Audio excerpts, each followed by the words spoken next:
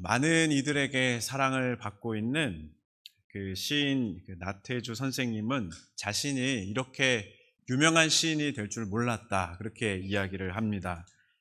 처음에는 대학에서 연구도 하고 또 제자들을 가르치고 싶은 그런 꿈을 가지고 있으셨는데, 그리고 또 시인도 되고 싶은 마음도 가득했었는데, 집안이 너무 가난해서 그 꿈을 이룰 수가 없었다고 합니다. 그래서 그 대학 대신에 초등학교에서 학생들을 만나게 되셨는데, 그렇게 시작된 교직 생활을 43년 동안 하셨다는 거죠. 교감 선생님 되시고 또 교장 선생님 되셔도 수업은 항상 놓지 않으셨다고 합니다. 그리고 항상 시 쓰는 일을 계속 해 오셨다고 합니다. 그런데 이 두 가지가요, 오늘의 나태주 시인이 탄생하게 되었다는 그런 탄생하게 했다는 그런 글을 읽은 일이 있습니다. 한 번은 이 나태주 선생님이 수업 시간에 아이들과 이야기를 했는데, 우연히 나누었던 그 이야기를 계속 이제 수업 마친 후에도 가슴에 맴도는 걸 경험하게 됩니다. 머릿속에 또 맴돌고 가슴에 남는 그 이야기를 이렇게 종이에다가 썼다고 합니다. 자세히 보아야 예쁘다. 오래 보아야 사랑스럽다. 너도 그렇다. 그리고 제목을 풀꽃이라고 붙였다고 합니다. 그렇게 시를 넣어서 2002년도에 시집을 냈는데, 그걸 많은 사람들이 좋아해 주셨다고 하는 거죠. 그 뒤로 10여 년이 지났는데 광화문 교보문고 글판에 이 시가 걸리게 되었습니다. 그리고 그 파급 효과가 엄청났다고 합니다. 전 국민이 다 그 시를 보게 되는 계기가 되었고, 그것으로 오늘의 나태주 시인의 위상이 만들어지게 되었다라고는 이야기입니다. 그 나 선생님의 꿈이 이루어지는 그 순간이었을 겁니다. 근데 꿈이 이루어지고 난 다음에도 그 선생님의 삶 속에서 고민하던 문제들이 다 해결되지는 않았던 것 같습니다. 하루는 어떤 학생이 이 나태주 선생님 앞에서 책에 사인을 받다가 이렇게 말을 했다고 합니다. 선생님, 제가 선생님 시 하나를 외울 수 있습니다. 그래서 해보라고 했더니 혼자서라고 하는 그 시를 이렇게 읊었습니다. 너 오늘 혼자 외롭게 꽃으로 서 있음을 너무 힘들어하지 말아라. 그래서 그 선생님이 이렇게 물어봤대요. 이 시가 왜 그렇게 좋았냐 그랬더니 자신을 표현한 것 같았기 때문이라고 대답을 했답니다. 그래서 너도 힘드냐라고 선생님이 물었던 거죠. 그랬더니 그렇다라는 대답이 돌아왔습니다. 그때 이 선생님이 한 가지를 깨닫게 되었대요. 정말 힘든 그 순간은 나만 혼자 힘들다라고 하는 생각이 들을 때, 그때가 가장 힘들었는데, 그렇더라도 누군가가 나와 같이 힘든 상황이 있다는 것, 그것을 알게 되면 조금 나아질 수 있구나, 그것이 위로가 될 수 있구나라고 하는 것을 깨닫게 되었다고 합니다. 그러면서 그 선생님에게 어떤 시인의 말이 떠올랐다고 합니다. 살아난다는 보장만 있다면 젊어서 죽을 병에 한번 걸려보는 것도 나쁘지 않겠다. 이 세상에 죽을 위기를 겪고 났을 때에 그 이후의 삶이 완전히 달라졌던 그 경험이 그 시인의 입속에서 그 식구로 나오지 않았겠습니까? 세상을 보는 눈도 달라지고 생각도 달라지고 느낌도 완전히 달라졌다라고 하는 그런 이야기인 것이죠. 바라기는 오늘 함께 나누는 말씀을 통해서 우리의 영원한 생명과 구원을 허락해 주시는 그 주님이 새롭게 발견되어질 수 있기를 간절히 바랍니다. 그리고 주님께서 여전히 우리와 함께 하시고 선한 일을 행하신다라고 하는 그 증거를 여러분 붙잡아 나아가시기를 주님의 이름으로 축복합니다. 아멘. 오늘 함께 읽은 말씀은요, 요셉이 밑바닥 인생에서 철저하게 잊혀진 삶을 살아오다가 점점 회복되기 시작한 그런 말씀입니다. 회복의 그날을 맞이하기까지는 정말 오랜 시간을 견뎌내어야 했습니다. 혹독한 인생의 겨울과 같은 그런 때를 지나가게 되었었는데, 외로움과 또 추위와 같은 그런 인생의 고통스러운 시간들을 견뎌내어야 했습니다.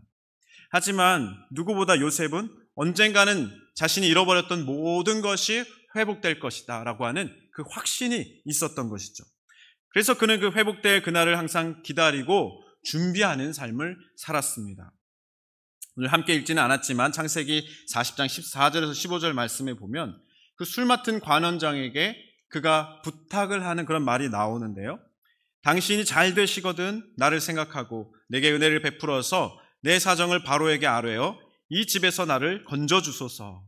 나는 히브리 땅에서 끌려온 자요 여기서도 옥에 갇힐 일은 행하지 아니하였나이다. 이렇게 부탁을 하고 있습니다. 그런데요, 요셉이 선한 행위로 그를 도와주고 선한 마음으로 그를 잘 도왔을 때 그가 덕분에 잘 되는 그런 결과가 나왔기에 마땅히 그가 요셉을 어려운 가운데서 도와주는 사람이 될 것이라고 기대를 했는데 사람들의 기억력은 그리 오래가지 못하였습니다. 사람들에게 그래서 기대를 너무 많이 하면 실망할 일들도 많아지게 되는 것 같습니다. 요셉이 선을 베풀었던 그 사람이 어떻게 되었는가? 우리 창세기 40장 22절 후반부를 보면 이렇게 나옵니다. 요셉이 그들에게 해석함과 같이 되었으나 술 맡은 관원장이 요셉을 기억하지 못하고 그를 잊었더라. 이렇게 나옵니다. 평생 고마워해야 할 일들, 정말 평생 감사해야 할 일 같은 그런 일들을 요셉이 그 술 맡은 관원장에게 해 주었는데 그것을 어떻게 이 사람이 자유롭게 되자마자 잊어버리게 된 것입니까? 그것은 하나님이 요셉을 훈련시키고 계셨기 때문입니다. 하나님이 요셉을 연단시키시는 그 기간이 아직 남아 있었기 때문인 것이죠. 성경에는 그런 일이 있은 후에 만 2년이 더 지나갔다. 그렇게 나옵니다. 그 2년이 지난 그 시점에 어느 날 그 바로왕에게 꿈이 꾸어지게 되는데 아주 기묘한 꿈을 바로왕이 꾸게 되었습니다. 바로왕이 꾼 꿈, 그 첫 번째 꿈은 이렇습니다. 아름답고 살찐 7 암소가 강가에서 올라와서 풀을 뜯고 있는 모습을 보았습니다. 그런데 그 뒤로 흉하고 말라 비틀어진 7 암소가 올라온 것이죠. 그러더니 그 말라 비틀어진 그 소들이 살찐 7 소들을 다 잡아먹는 장면을 보았습니다. 그러니까 깜짝 놀라서 잠에서 깨게 되었는데 다시 잠든 후에 다시 두 번째 꿈을 꾸게 됩니다. 두 번째 꿈은 한 줄기에 무성하고 충실한 7 이삭이 나오는 그런 꿈을 보았습니다. 그리고 그 다음에는 이제 가늘고 마른 7 이삭이 나오는데 그 녀석들이 충실한 7 이삭을 다 잡아먹어버리는, 삼켜버리는 꿈을 꾸게 된 것이죠. 이 꿈을 꾸고 난 뒤에 도저히 궁금해서 참을 수가 없었습니다. 바로왕은 이 꿈을 해석하기 위해서 애굽 전역에 있는 모든 지혜자들을 불러 모읍니다. 그리고 모든 점술가들을 불러 모으고 이 꿈을 해석해달라고 요청을 했습니다.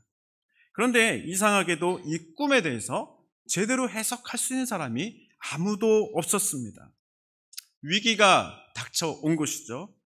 아무도 풀 수 없는 그 문제를 그들이 만난 것입니다. 그때에 문득 술 맡은 관원장에게 잊혀져 버렸던 요셉이 생각났습니다.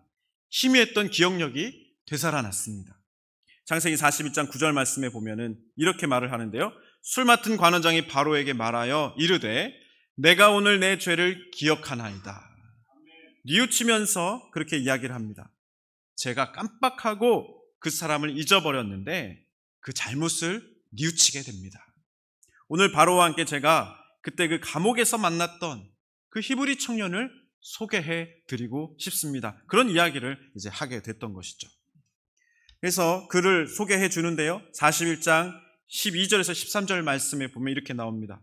그곳에 친위 대장의 종된 히브리 청년이 우리와 함께 있기로 우리가 그에게 말하매 그가 우리의 꿈을 풀되 그 꿈대로 각 사람에게 해석하더니 그 해석한 대로 되어 나는 복직되고 그는 매달렸나이다. 그 종이었던 히브리 청년이 꿈을 풀어주었는데 신기하게도 그의 해석대로 그들의 운명이 나타났다는 겁니다. 그렇게 그대로 이루어지게 되었다라고 하는 말을 왕께 고합니다. 바로왕은 그 말을 들었을 때 지체하지 않고 그 히브리 청년을 만나겠다라고 명령을 내리게 되었지요. 그리고 신하들이 급히 요셉을 불러 올리게 되었습니다. 마침내 요셉은 그 왕 앞으로 나아가게 되었습니다. 그 왕 앞에 서게 되었던 그 순간에 바로 왕이 그에게 했던 그 말이 오늘 핵심 말씀입니다. 15절 말씀인데요. 우리 다 같이 함께 읽어보면 좋겠습니다. 시작. 바로가 요셉에게 이르되 해석하는 자가 없더니 들은즉 너는 꿈을 들으면 능히 푼다 하더라. 지금 바로 왕이 하는 말을 우리가 좀 주목해 보았으면 좋겠습니다. 무엇을 말해주고 있는가? 요셉이 그동안 어떤 사람으로 변화되었는지, 어떤 사람으로 성장하게 되었는지를 바로 왕의 입을 통해서 말씀해주고 있습니다. 어떤 사람이 되었는가? 이 히브리어로 푼다라고 하는 그 말이 파타르라는 말인데요. 기본적인 의미로는 풀다, 해석하다, 설명하다인데 이 단어가 이제 복잡하거나 숨겨진 것을 열어 보이는 그런 의미를 가지고 있습니다. 명확하게 드러내주는 행위를 나타내고 있는 것이죠.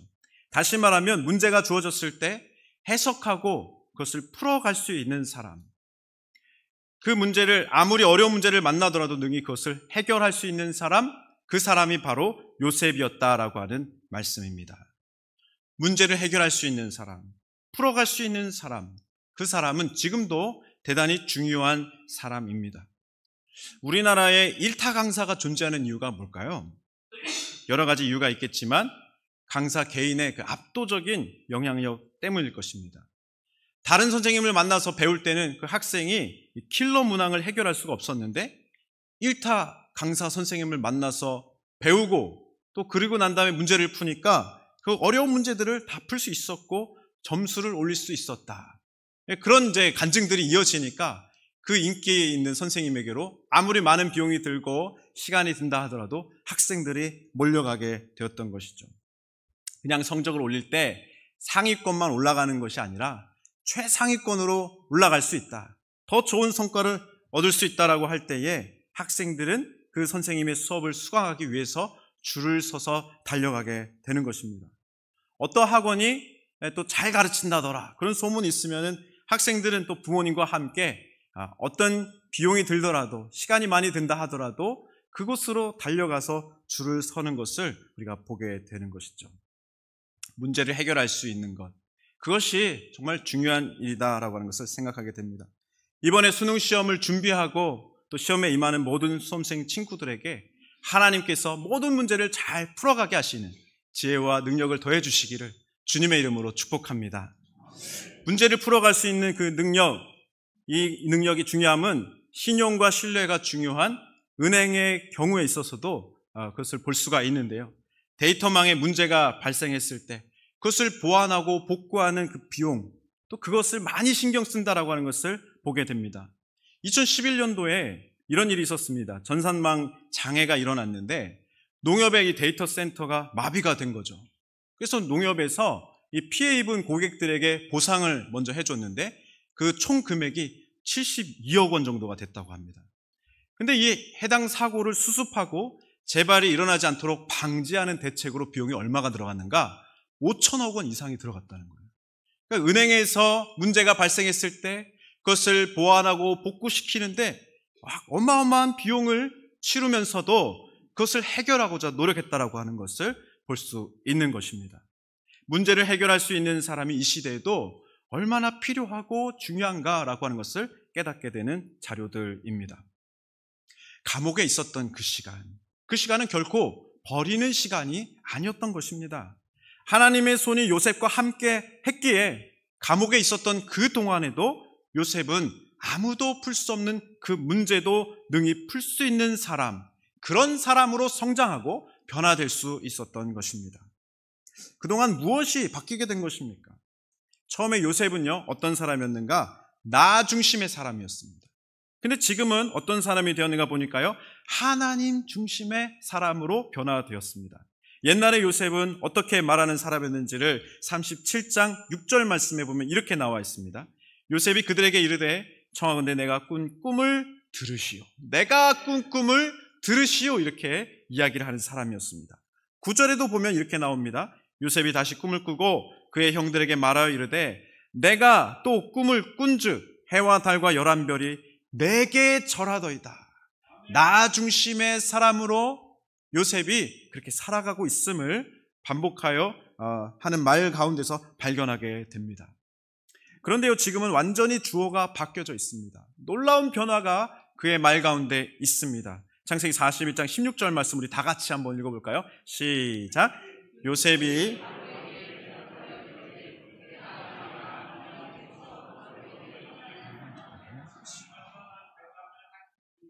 내가 아니라 하나님께서 하실 것입니다. 내가 아니라 하나님이 이 모든 것을 하셨습니다 라고 말하는 사람이 되었습니다. 사랑하는 성도 여러분, 하나님 중심의 사람으로 살아가시기를 바랍니다. 그런 사람은요, 인생의 밑바닥에 살고 있어도 걱정할 게 없는 거예요. 그런 사람은 사람들에게 잊혀진 존재로 떨어진 것 같더라도 걱정할 일이 없습니다. 왜냐하면 하나님께서 그와 함께 하시기에 그를 높여주시는 때가 반드시 있게 될 것이기 때문입니다. 그것은요, 인생의 성공을 이룬 것보다 더 중요한 그 일이라고 하는 것을 꼭 기억하시기를 간절히 바랍니다.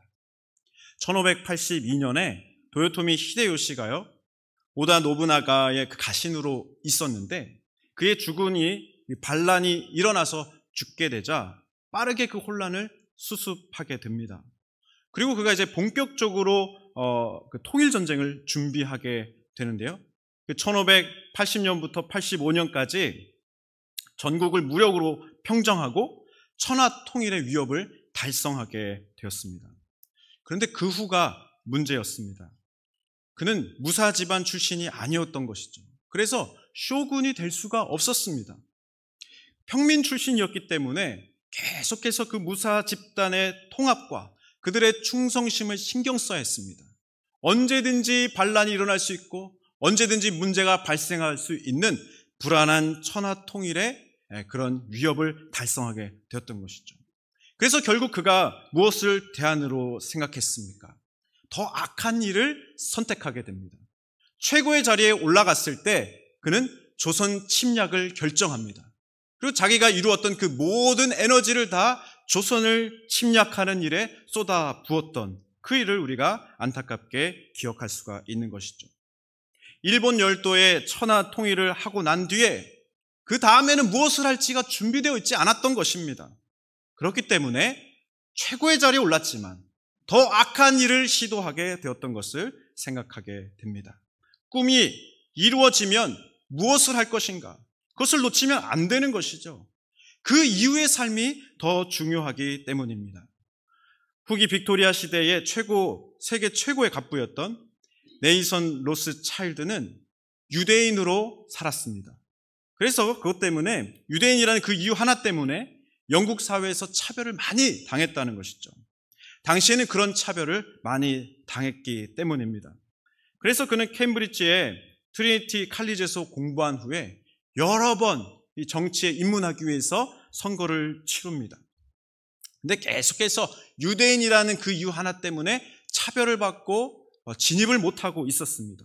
평생 이루어질 수 없을 것 같이 보였던 그 일, 여러 정치적 싸움들을 어느 날에는 겨우 이기게 되었고 기나긴 영국 상원 그 역사상 최초의 유대인 의원이라고 하는 그 귀족의 반열에 오르는 날을 맞이하게 되었다고 합니다. 그 위대한 승리의 날을 맞이하게 되었을 때 로스차일드는 흥분을 감추지 못했다고 합니다. 그리고 여러 동료들의 축하와 환호 속에서 모든 찬사를 받으면서 함께 기쁨을 누리고 있었습니다. 그런데 얼마 지나지 않아서 그 찬사의 현장에서 그 축하의 현장에서 그는 조용히 빠져나갔다고 합니다. 그리고 나중에 런던 동부에 있는 자그마한 회당에 들어갔는데 거기에 바닥에 엎드린 채 낮은 목소리로 이렇게 기도했다고 합니다. 이 자유가 우리 신앙의 약화를 의미하지 않게 하옵소서. 이 자유가 우리 신앙의 약화를 의미하지 않게 하소서. 그는 꿈을 이룬 그 순간에도 그의 인생의 방향과 중심을 잃지 않고 있었습니다. 또한 이 자세가 그 중심을 가지고 있었기에 모든 그 사회적 차별과 편견을 뛰어넘을 수 있었고 꿈을 이룰 수 있었던 그 동력이 거기에서 나왔다 하는 것을 알 수가 있습니다. 사랑하는 성도 여러분, 우리가 이루고자 하는 인생의 꿈은 무엇이며 우리의 최종 목표점은 어디에 있습니까? 그것이 이루어지고 난 다음, 그 다음에는 무엇을 하시겠습니까? 우리가 마지막까지 바라보고 우리 중심에 모시고 살아야 할 분은 오직 예수 그리스도인 줄로 믿습니다. 우리 인생의 최종 목표점은, 우리 인생의 가장 중심에는 예수님만이 모셔져야 할 줄로 믿습니다. 그렇지 못한다고 한다면 우리는 이 세상 사람들과 똑같은 삶을 살 수밖에 없는 존재인 것이죠. 그래서 우리가 마지막으로 히브리서 12장 2절 말씀을 함께 믿음으로 고백하면서 읽었으면 좋겠습니다. 시작. 믿음의 주요 또 온전하게 하시는 이인 예수를 바라보자.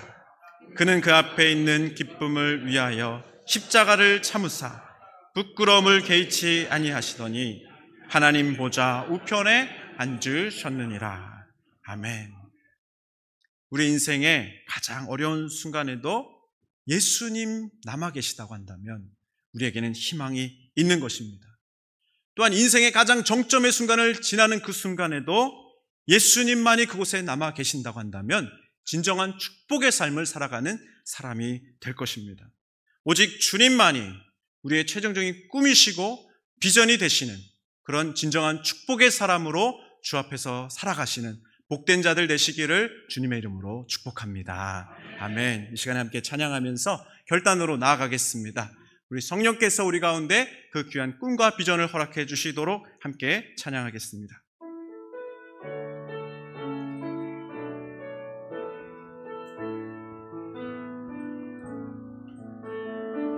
허무한 시절 지날 때 깊은 한숨 내쉴 때 그런 풍경 보시며 단식하는 분 있네. 고와 같이 너희를 버려두지 않으리. 내가 너희와 영원히 함께하리. 억눌린 자 갇힌 자, 억눌린 자 갇힌 자, 자유함이 없는 자, 피난처가 되시는 성령님 계시네. 주의 영이 계신 곳에 참 자유가 있다네. 진리의 영이신 성령이, 아멘. 성령이 오셨네.